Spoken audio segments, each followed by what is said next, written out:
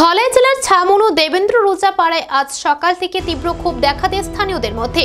রাস্তা, ব্রিজ এবং পানীয় জলের দীর্ঘদিনের সমস্যার সমাধান না হওয়ায় ক্ষুব্ধ গ্রামবাসীরা সকালে ঝুলেংটা ছামনু যাওয়ার প্রধান রাস্তা অবরোধ করে দেয়।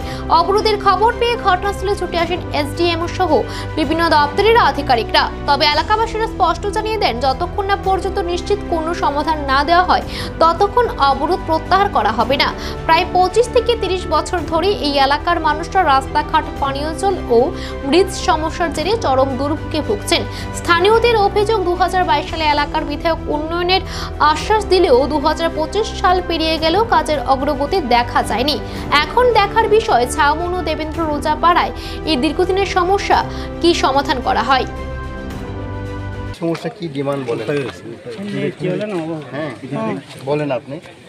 আমরা যেটা অ্যাডভান্স যেটা জানলাম, আমরা এসডিওর সাথে কথা হইলো, আপনাদের ডিমান্ড একটা ফুড ব্রিজের কথা টাইনে করবো, যে একটা ফুড ব্রিজ হইব যথারীতি তারা এস্টিমেট করে প্রপোজাল পাঠিয়ে দিছে, ডিএমের টেবিলে আছে।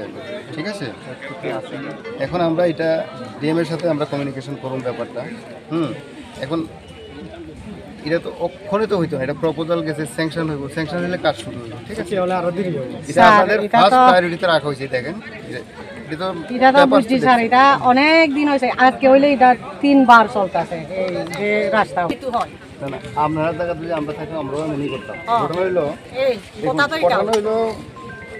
প্রসেসটা যদি তারা না করতো, তারা আমরা অ্যাকশন নিতে পারতাম। কেন আপনারা নিলেন না? এতদিনের ডিমান্ড তারা দিক দিয়ে কিন্তু সব করে রাখছে। এখন ডিএম এর কাছে এটা দিয়ে দিচ্ছে। আমরা এখন ডিএম রে এই ব্যাপারে আবার আমার মোটামুটি জানা আছে। আমি কই প্রথম যখন ব্লক করছিল কাছে একটা নদীর উপরে অলরেডি একটা ব্রিজ আছে, এই কাছে তার আরেকটা ব্রিজ করার জন্য একটা কতগুলি নর্মস আছে, রুলস আছে। একটা ব্রিজ মানে সরার উপরে একটা ব্রিজ হইলে তার পাশে কতটুকু অবধি অ্যালাউ করা যাইব। পরবর্তীকালে যেহেতু এটি বেশি কাছে হয়ে জায়গা, অলরেডি একটা সামনে যাইতে একটা তো আসলো, পরবর্তীকালে এটি রোড ব্লক হয়েছে। এরপরে কনসিডার কইরা না তাহলে ঠিকই, যেহেতু এখানে অনেক লোক এই রোড দিয়ে আপ ডাউন করে, মানে জনগণের সাথে চিন্তা কইরাই এখন স্টেপ নেওয়া হয়েছে।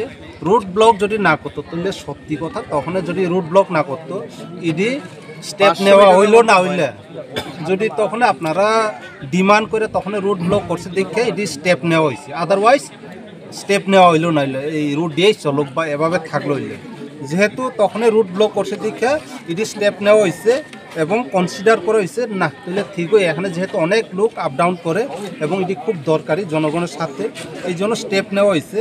তখন স্টেপ নিতে গেলে এটি সরকারি কাজ, তো মানে একটা procedure system step by step যায়। যেমন আমরা বাড়িঘর করলে তো আমরা নিজেরা ফট করে লেবার টেবার আইনা তুলে লাইতে পারি, কিন্তু সরকারি কাজ হইলো আগে কি করতে হইব, আগে এটি এস্টিমেট করতে লাগে।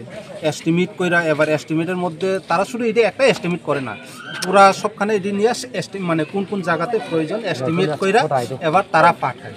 এবার এই যতগুলি আছে এর মধ্যে তারা প্ল্যান করে কোনটা আগে করব কোনটা পরে করব, মানে স্যাংশন হইলে কোনটা আগে স্যাংশন করব, স্যাংশন তো হইব আগে পরে স্যাংশন হইব, কোনটা আগে করব তারপরে কোনটা নেক্সট হইব, এটি স্টেপ বাই মানে করে।